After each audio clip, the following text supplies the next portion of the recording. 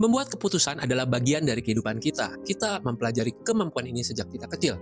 Memutuskan apakah harus memilih coklat atau buah-buahan, bermain game atau belajar. Semakin dewasa, keputusan yang harus diambil menjadi semakin rumit karena kita harus memikirkan konsekuensinya. Keputusan yang kita buat hari ini akan menentukan masa depan kita. Bagaimana menggunakan waktu akan menentukan berapa cepat tujuan-tujuan kita bisa tercapai. Emosi yang kurang baik dan banyaknya kebisingan di dalam diri kita bisa menjadi faktor yang membuat kita salah mengambil keputusan. Kebisingan ini bisa berupa waktu yang mepet, masalah dalam keluarga, hingga banyaknya pikiran yang ada di otak Anda. Pertama-tama, mari kita bahas alasan-alasan mengapa orang bisa membuat keputusan yang salah. 1. Informasi yang salah atau tidak lengkap.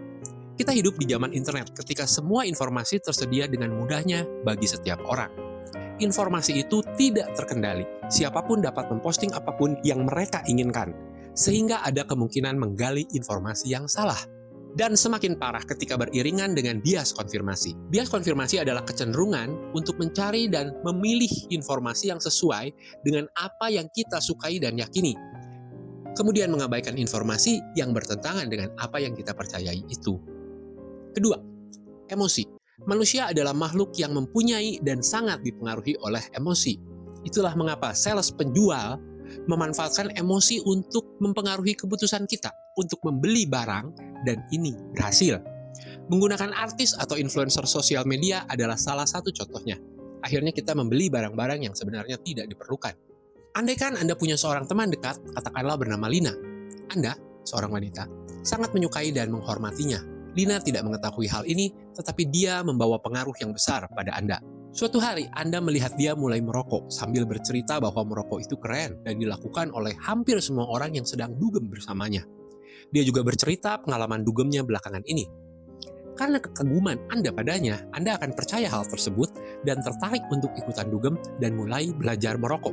Walaupun Anda sepenuhnya tahu bahwa hal tersebut tidak sehat dan tidak baik untuk Anda. Yang ketiga, cepat dan tergesa-gesa. Zaman sekarang semua serba cepat. Batas waktu seringkali kita temukan, membuat kita selalu sibuk, sehingga tidak heran bahwa masalah terbesar dalam mengambil keputusan adalah tergesa-gesa. Seringkali membuat penyesalan di kemudian hari. Waktu yang mepet membuat Anda tidak punya waktu untuk memikirkan alternatif dan konsekuensi terburuk yang bisa terjadi. Sebenarnya tidak ada yang salah dengan batas waktu, tapi seringkali individu itu sendiri menciptakan kondisi yang membuatnya harus membuat keputusan yang tergesa-gesa. Atasan meminta Anda menyiapkan presentasi mengenai riset pasar untuk minggu depan. Waktu yang cukup untuk melakukan riset mendalam, sehingga bisa mendapatkan semua data terbaru untuk menghasilkan presentasi yang baik dan akurat. Andaikan proses tersebut membutuhkan waktu 10 jam, maka menjadi sangat mudah jika kita bagi menjadi 2 jam per hari, akan selesai dalam 5 hari, dan Anda masih punya 2 hari untuk cadangan. Yang sering terjadi adalah kita menunda-nunda pekerjaan hingga hari terakhir, dan mulai bingung dan stres karena waktu yang tersisa tinggal sedikit. Pimpinan Anda membutuhkan presentasinya besok, dan dalam posisi seperti ini, Anda pasti membuatnya dengan tergesa-gesa dan seadanya. Celakanya, presentasi digunakan sebagai salah satu dasar untuk menentukan target perusahaan tahun depan.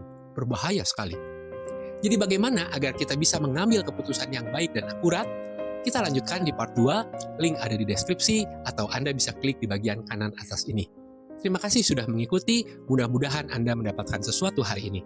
Selalu positif, selalu bahagia, esok akan lebih baik.